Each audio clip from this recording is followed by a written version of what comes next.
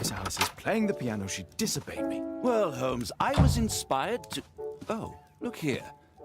The postman has made a mistake. He's delivered a letter addressed to Miss Alice. Oh, he mistook 221B for 221C. Give it to me, Watson. How about telling me why you came here in the first place? Mr. Holmes, why do you ask? I hardly think that I'm accountable to you. Since you extended an invitation to my daughter against my wishes, I believe that you are. So said the father, cloaked in all his severity. My word, you almost frightened me. You won't say that. Very well. Ask Caitlin to come home now. Oh, poor child, let her play. Such insouciance. So useful for covering up disturbing secrets. And since you intend to hide the truth from her... What? We all have our secrets. You... But don't worry, Mr. Holmes. Caitlin is a sensitive child, and I like her enormously. Alice, come back in. I can do it. See? You're wonderful. I like to think that the feeling is mutual. We wouldn't want her to know of your secret, or for her to be unhappy. I have to go inside now. Mr. Byron? More doctors? Please. I've just received my treatment. I need to rest a while before I leave. We would like to ask you some questions about an expedition that took place 14 years ago. An expedition? What expedition? You're wrong. I've never left London. Is it not you in this photograph from Guatemala? Guatemala? Tecuna man! Dr. Baird! Come here quickly, I don't feel well! What on earth is going on? Please, calm down. I'm sorry, my dear colleagues, but Dr. Brunt is waiting to give Mr. Byron a private consultation. You can wait here.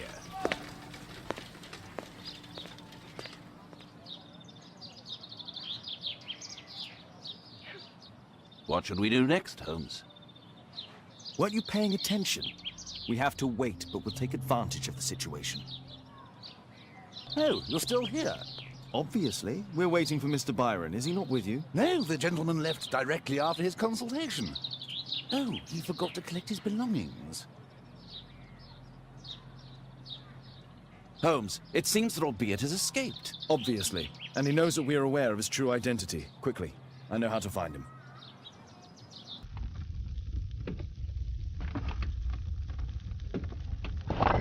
No!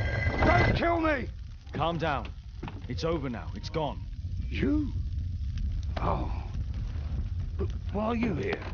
You're not doctors, are you? No. Well, you're half right. Shall we remove these masks?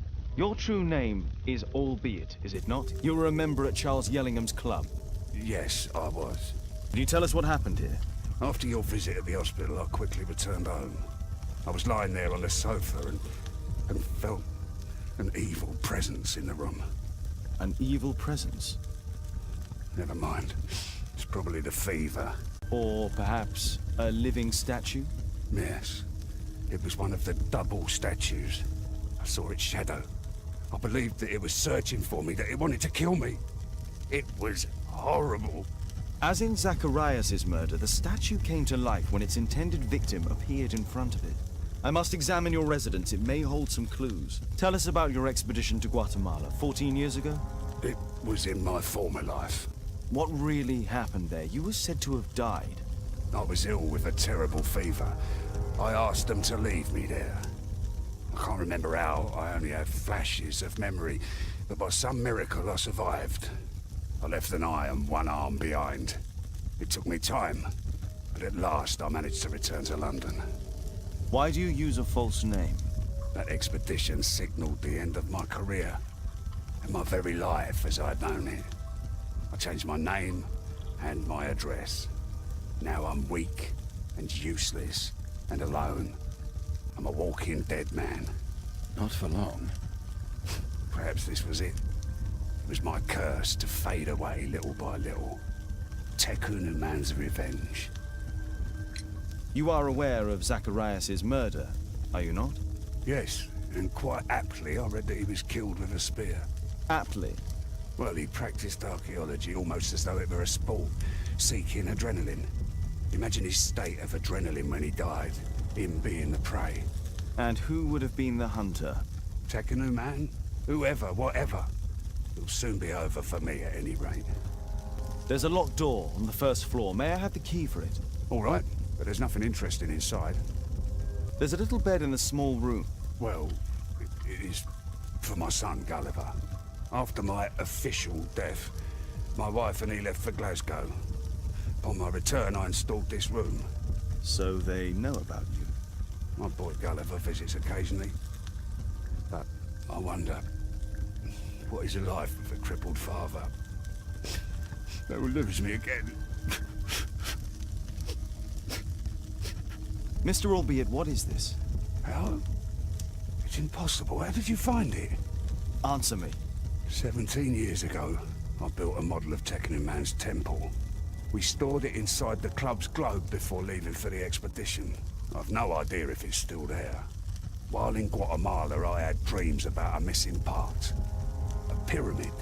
Then, when we entered the temple, I experienced vivid visions. Wait a minute. You entered the temple? Well, yes, we did. And we found the pyramid from my visions. But I was too weak. I was unable to solve the mystery of its entrance. I failed there. I always wanted to understand why. So upon my return... You rebuilt this final part according to your visions and... Nothing. But I'm dying, and at least my son will see that I did my best to complete my life's work.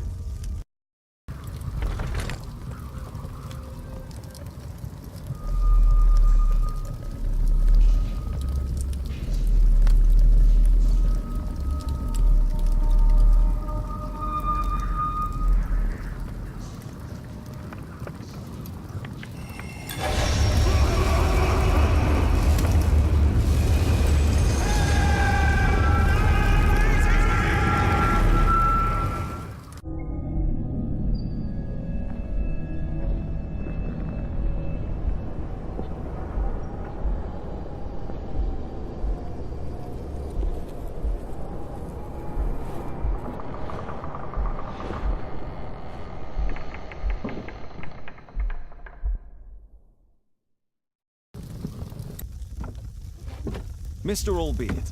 Oh, you're here with your son. Yes, obviously.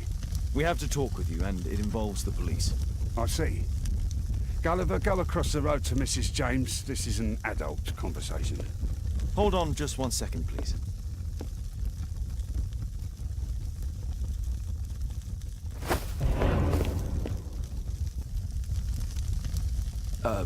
A pygmy? As I suspected. Albeit brought him back from Brazil. You were both slaves there and you escaped together, am I correct? You are. We are companions through life to death. He's more like a brother to me. It's clear enough now. You and your accomplice are guilty to the murder of Zacharias Greystone. They had to pay for what they did. If only I'd had the time to get all of them. But Gulliver only did what I told him. It's for the judge to decide that.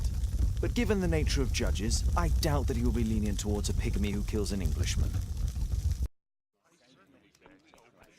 Father, Mr. Orson Wilde is here, and I'm going to stay with Miss Alice.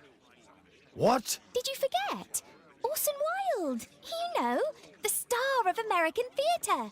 And he's visiting and staying with us. You did forget? No, not that. I meant you wanting to stay with Miss Alice. Yes, that's right. Miss Alice suggested it. She told me you couldn't possibly refuse.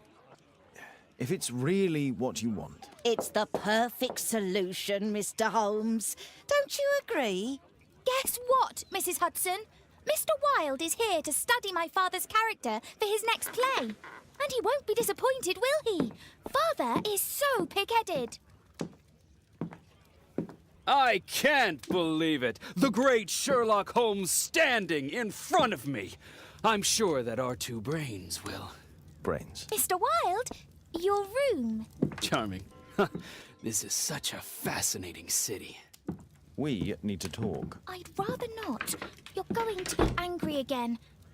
Goodbye, Mr. Wilde.